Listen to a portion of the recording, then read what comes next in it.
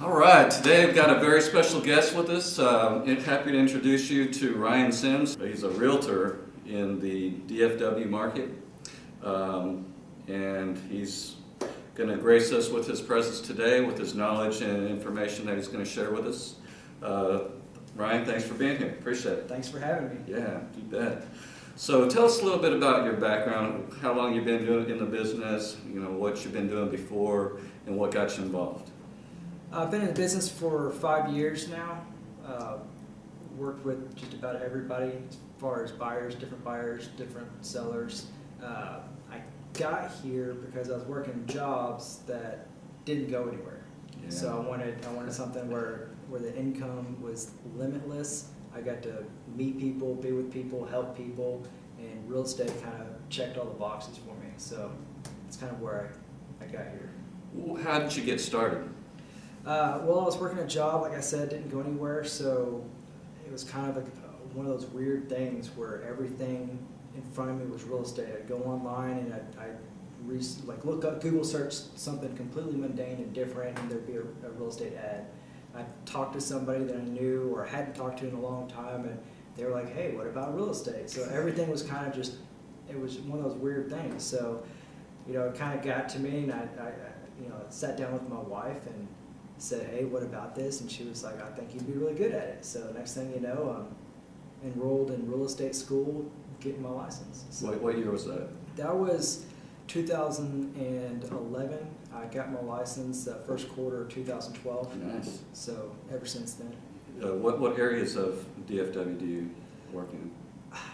With investors, I really don't have any, I'm not pigeonholed anywhere. Okay. It's pretty widespread because the deals are a lot different. It's about chasing the numbers and chasing the deal, and if I did that, then I would never have an investor that was satisfied because they'd be pigeonholed to one area. With resale buyers, I try to keep it within a 30-minute radius from where my office is, which is in Rockwall. But quite often I find myself going out to an hour out. But I try not to go any further out than next. It takes a whole day for one buyer, and it's kind of hard to keep things going. Yeah, that yeah. way. Definitely location is a deal.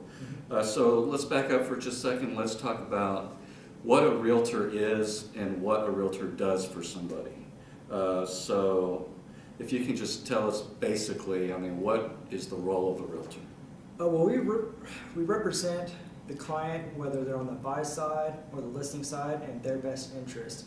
We also facilitate just about everything, even down to the third parties. If our clients don't have a third party, like an inspector or a lender that they trust, then we offer them options for that. It's completely, since it is third party and it's outside of real estate, they have full right and ability to go search and shop anywhere they want to, but it kind of makes a little bit more sense to use your realtor's person because they've kind of vetted them.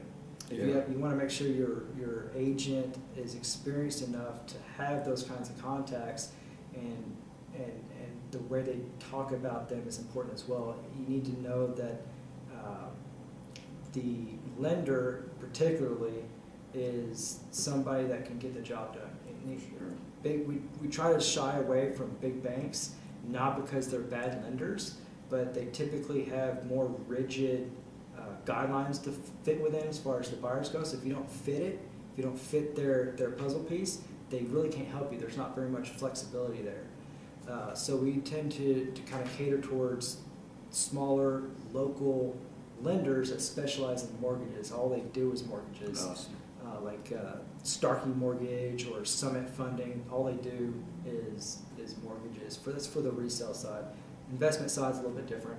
You're looking at cash or 403ks. It's an FHA term, or a hard money lender. Yeah. So.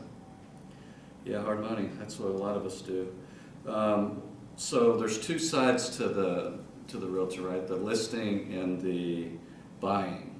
What is your role in each?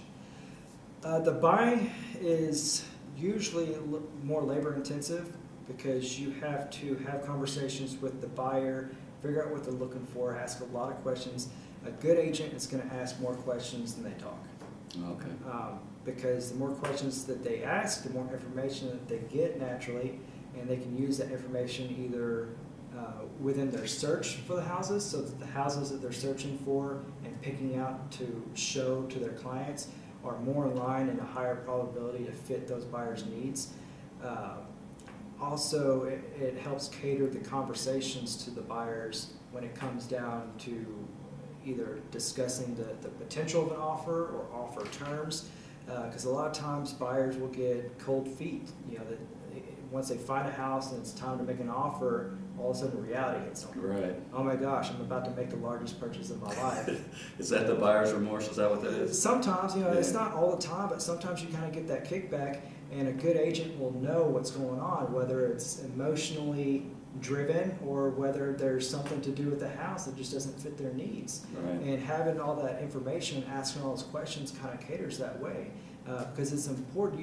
You're representing the buyer's best interest. So it's not in the buyer's best interest for you to allow them as an agent to walk away from a house that checks all the boxes, Yeah. that fits everything they're looking for. I mean, if they're asking for a 4-bedroom house with 2.5 bathrooms on a green belt in this particular neighborhood, and you find, you know, the one that fits that deal, or the you know, out of the 2 that may be available, or the only one that's available on the green belt, and they go and look at it and they walk through the house like oohing and awing and wowing over everything, and then when you get to the point of discussing a potential offer, and all of a sudden they start backtracking. Right. They kind of They freak didn't out. say anything negative Right. the entire walkthrough of the house, Yeah. but now all of a sudden it's real, and so, you know, it can be scary for some folks, and some folks are like, you know what, we don't need this much space after walking through the house. Right. Right. Something like that. So then you remind them, well, if you remember,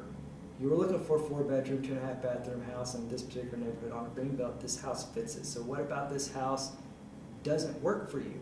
And either they're going to stare at you like a deer in headlights because they don't have an answer, Right. because you and them both know that information to be true, or they're going to tell you that, you know, maybe they don't need that much room, or maybe they don't like the green belt because they see a bunch of people walking by and that makes them nervous because they have young kids or whatever the case.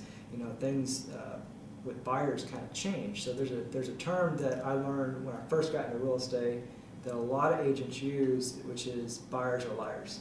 Buyers are liars. I quickly learned that it's not necessarily an accurate statement, as funny as it is.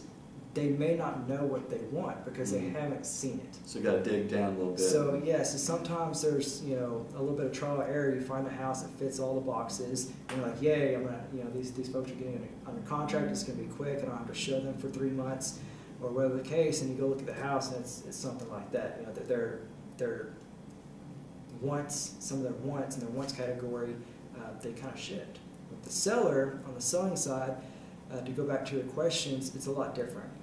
You're going to meet with the client, you're going to have the comparables, the comps for the neighborhood, and you're going to typically go through a listing presentation. Mine's generally pretty quick because I like to stay on the facts. I don't like to get all the fluff. Right. And get straight to the point. But you're going to walk through the house and you're going to kind of point out things that they could work on that would either, one of 2 real main things. It's either going to increase their value a little bit, or it's going to help their house sell quicker. Both of which are naturally positives for a seller, and if they could have a perfect world, it would all fit. But sometimes that just doesn't work. You walk through a house, and in North Texas we have a clay-based soil, so we have a lot of foundation issues. Yeah. That's not so scary to me because I see hundreds of houses, you know, every few months, or, you know, maybe even in a month. So I see it quite a bit, and it's not uncommon. But, you know, the buyer is typically going to expect the seller to fix that because the house went under that condition during that seller's tenure there. Right. So they're gonna expect or want the seller to fix that. So that's going to be something I'll point out to a seller and say, hey, look, if you don't have the money or you don't want to fix it, fine, but you should know to expect this is going to be in your negotiations. And also know that if a buyer comes along that is financing and not paying cash, which is the likely outcome, more than likely that lender is going to require this to be fixed because, you know, depending on the severity of the signs that I saw walking through the house, the appraiser may not see it. Right. So they may be able to get away with it. Yeah. But if you have a half-inch or Yeah. quarter-inch crack going through your sheetrock, Right. the appraiser's going to see it. If you got cracks in your brick, the appraiser's going to see it. So it's going to get called out. It's going to become an underwriting condition, which means it has to be satisfied for the lender to be able to give you the money. Otherwise, they won't give you the money, and the deal will die. Yeah. Unless somebody makes an adjustment there. Usually, it's the seller will have it fixed, or the buyer will increase their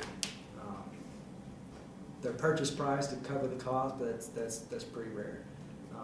So it's different, but it's going to be more. That is on the initial meeting with the seller, and then it's going to be into marketing and getting the house sold, and all that kind of stuff. And the best way to do that is having good quality pictures. The majority of buyers in the high 90 percentile of buyers, they start their search online, just like everybody else does for everything. Nobody really goes and buys anything worth any real value without first checking online, either to look at reviews, to look at the different terms of whatever item that is, or whatever the case is, or even comparing prices. Everybody starts online. Real estate's not any different, and most buyers will start online way in advance before they even get out and look at houses. Yeah. And usually they'll go look at an open house or something like that to kind of get their feet wet before they talk to a realtor. So being online is super important. Having quality photos, even professional photos, is super important. Having a real estate agent that knows what a buyer's looking for and can look through a buyer's eyes as far as getting the house prepared so that the pictures show well, so that the house shows well when buyers walk through. You don't want a cluttered house. It's hard for a buyer to walk through a house and picture their family, picture their belongings in a house that's cluttered, because their brain is too focused on that. But you don't want it completely empty either if you can help it. I mean, there's obviously different circumstances. If you have an investment property that's completely redone, obviously that's going to show pretty nicely anyways. Mm-hmm. So that's kind of a outside of that, but a regular retail buyer is something you want to look at as far as staging the house properly so that it flows and pictures well and shows well to a buyer. So it's March 2017. Can you tell us a little bit about the condition of the DFW market? Well, DFW market is already opened up. It's going.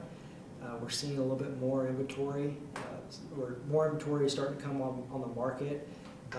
I know this because I have a lot of different searches going for buyers and investors, and my email is set up to, or the searches are set up to email me every time a house hits the market. So my email is getting fuller and fuller, faster and faster. So that's telling me that more and more houses are coming on the market, which is typical about this time of year. Once we get towards the spring, weather starts warming up, school year starts coming to a close, people start coming out of the woodworks. Also, we've seen a lot of conversation and articles and different talks about rates and where rates are going. They're only going up. I've seen some reports that indicate they could be as high as 5% by the end of the year. Whether we hit that mark, nobody knows. But there's a lot of different articles that kind of project that, and that affects buyers, investors, that are using 2 or 3K loans for FHA, or even investors because the buyers have to be able to afford it. Yeah. To purchase that. So that affects it. But the market right now it's still very much a seller's market, but because the way rates are going and other different areas, we're kind of starting to see a transitional phase. Okay. We're starting to potentially flip over to a buyer's market. Oh, wow. So it'll level out, Uh-huh. and then potentially flip over to a buyer's market once we start seeing more and more listings come to the market. But right now, we are still very much in a seller's market. We have way more buyers than we have sellers. That's the biggest indicator and reason for all the different troubles that investors are having finding properties, even resale buyers finding properties, because you have a lot of different folks targeting the same houses.